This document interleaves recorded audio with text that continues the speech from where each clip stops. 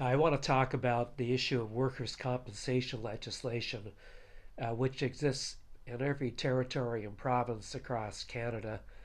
By the way, if you're a regulated federally like a bank or a radio station, then you have coverage under the relevant provincial statute because there's no federal statute for workers' compensation.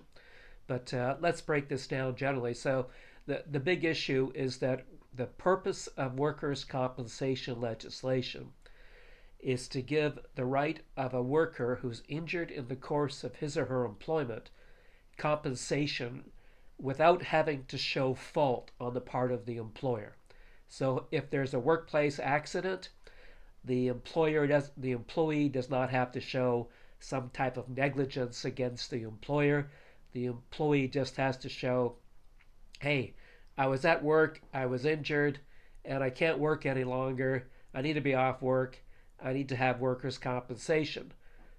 Now, many industries in Ontario make it mandatory, but let's just leave that aside momentarily because it varies from province to province. Alberta has workers' compensation for everyone. Ontario has about 70, I think it is 70% of the work population is covered by workers' compensation legislation.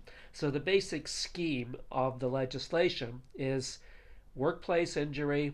Don't worry about whose fault it is.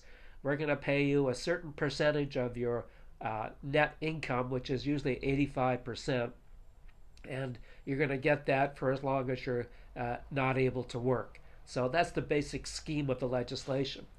And for many years, emotional distress in many provinces, including Ontario, was covered only in exceptional situations, and you had to have a traumatic event. You had to witness a traumatic event like someone falling down an elevator shaft or some such thing to be qualified for damages for emotional trauma.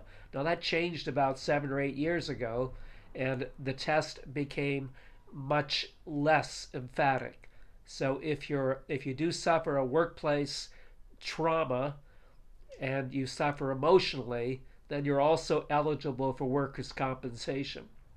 Now, the big issue that develops then is, well, how does the workers' compensation emotional distress recovery, how does that coordinate with a claim for emotional distress damages if you suffer abuse at work? And that's what I'm going to describe in the next video.